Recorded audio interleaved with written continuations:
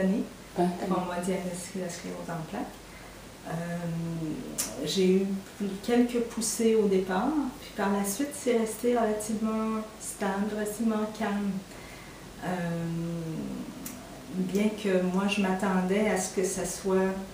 J'appréhendais que ça allait dégrader très rapidement parce que ma mère avait la sclérose en plaques et je l'ai vu se dégrader très vite. Alors, la sclérose a toujours été une espèce de nuage noir que j'avais au-dessus de la tête et je m'attendais qu'un jour ou l'autre, ça allait devenir plus grave.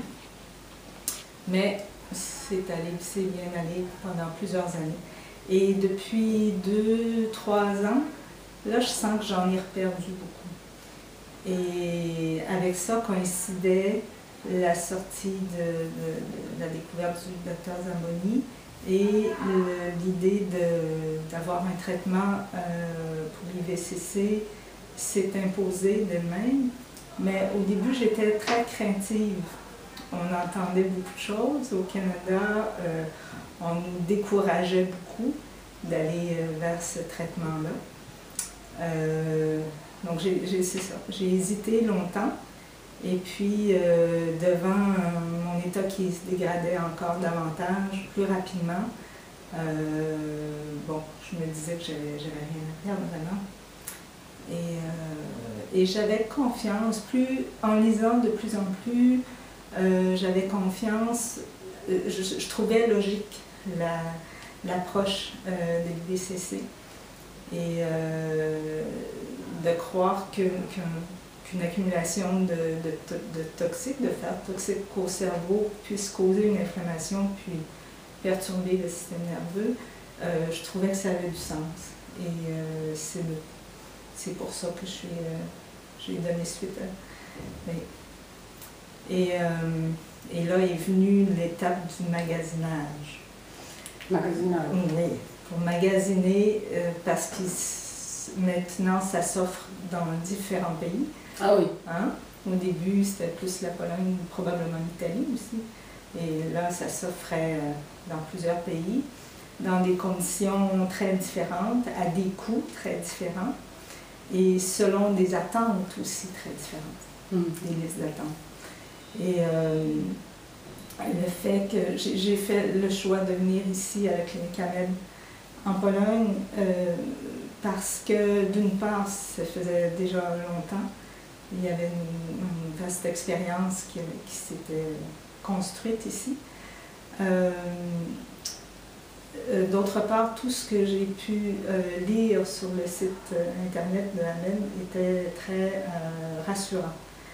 Moi je sentais que rien n'était laissé au hasard. On avait prévu tous les aspects, autant de techniques que... et ça, ce que je voulais absolument dire, c'est que on le voit sur le site internet, on le sent dans la vidéo que vous m'avez fait parvenir, on le sent quand on est ici beaucoup, qu'il y a un grand souci de faire en sorte que les gens soient bien informés pour pouvoir faire les choix qui leur conviennent, un grand souci du confort des gens, autant pour les personnes qui viennent pour le traitement que pour les personnes qui les accompagnent. Et à cet effet-là, bon, que ce soit les chambres ou le transport, tout est vrai. Il n'y a rien qui est laissé au hasard et c'est très soulageant quand on sort de notre pays pour aller subir un traitement dont on connaît peu de choses au départ. Il y a beaucoup de... ça peut être très anxiogène. Et tout ici fait en sorte qu'on se sent en confiance et rassuré. Alors vous êtes contente d'être venue ici? Oui. Pour l'instant? Oui. Oui. Et est-ce que vous avez rencontré les gens qui sont venus ici chez nous? C'est pour ça aussi que vous avez choisi la clinique? Ou... Aussi? Oui, ça a été un des ingrédients, effectivement. Oui, il y a eu, comme je disais, la lecture et tout, mais et les contacts téléphoniques aussi qu'on a eu, par courriel, beaucoup. Et j'avais rencontré, oui, une personne qui était venue et qui était repartie d'ici enchantée. et pour qui l'intervention avait donné des bons résultats. Et c'est qui? On va pas le mettre sur le vidéo. Ouais, Vous pouvez me dire? je connais son prénom, son nom de famille, j'en suis pas certaine, mais c'est Marthe. Marthe, peut-être la chance. Elle devrait venir au début. Non. Elle est venue, oui, elle venait avec sa sœur qui était aussi atteinte de sclérose en plaques. Ah, d'accord. Ils sont venus toutes les deux ensemble. D'accord, je crois que je me rappelle. Je crois. Et c'était pas le même chirurgien, c'est un autre chirurgien. Oui, parce que au fait on avait 4, maintenant on a 3, mais les 2 principaux. Alors celui-là que vous avez eu et l'autre qui est le chef, ce sont ceux qui le font le plus souvent, tout simplement, mais ils sont tous les 2 très très bons. Mais le vôtre, il parle mieux français. Oui, mais j'étais très... je l'ai rencontré encore ce matin, puis il a pris le temps vraiment de bien décrire toute la situation, petit dessin à l'appui. Donc c'est vraiment pour ça. L'infirmier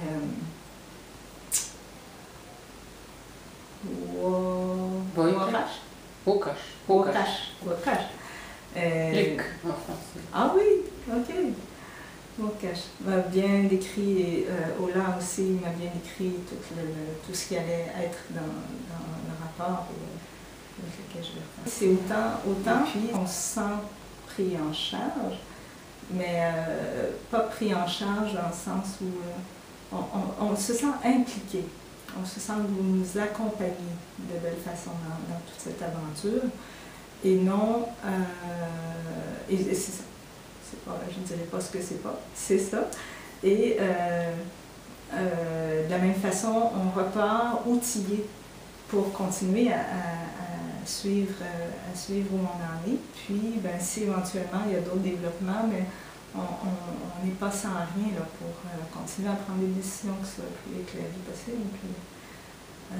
Donc, lorsque je suis arrivée ici, le premier jour, on a commencé à faire différents tests.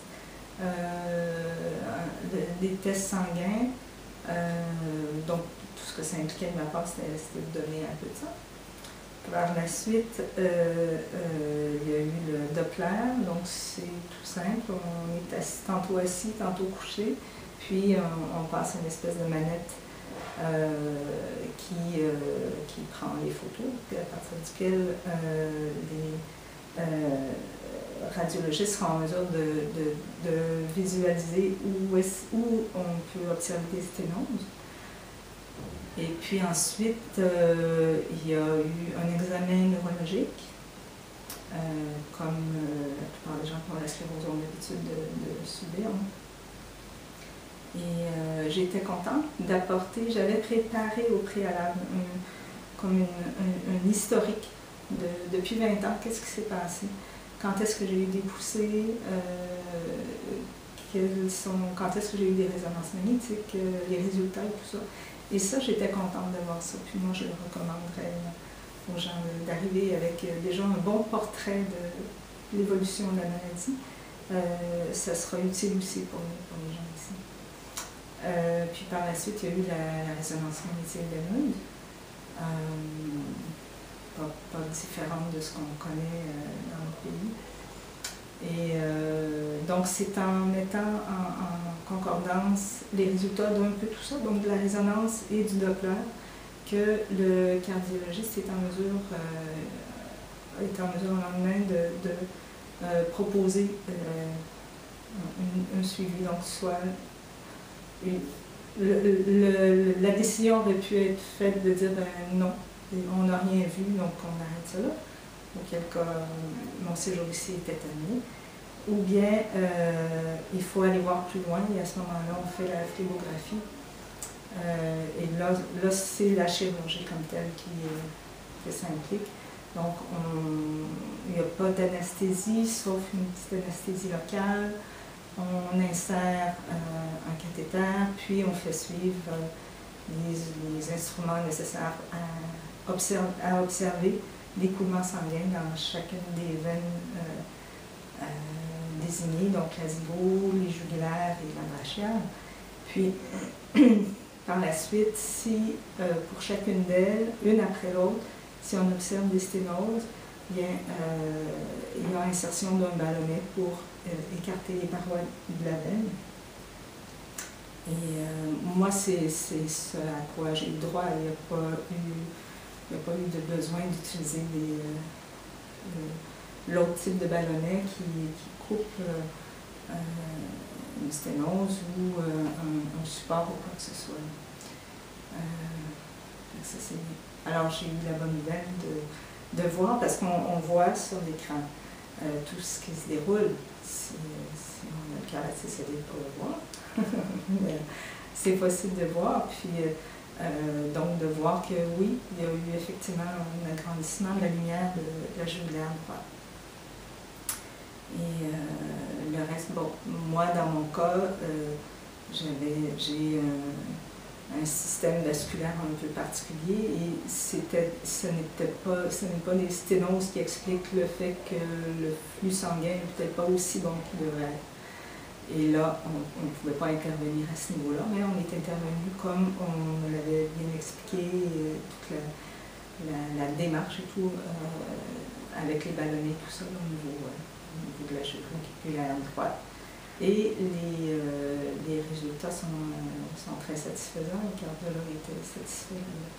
Mais l'aventure commence bien avant ça, bien avant le séjour ici en Pologne, bien avant l'intervention.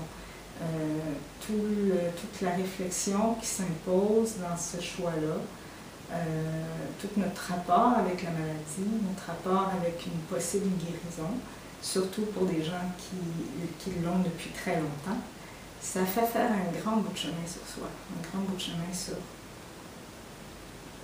ce qu'on est prêt à accueillir et par la suite à vivre. Le contact avec les personnes, avec les autochtones polonais est très agréable aussi. C'est bien. Il y en a même qui parlent français.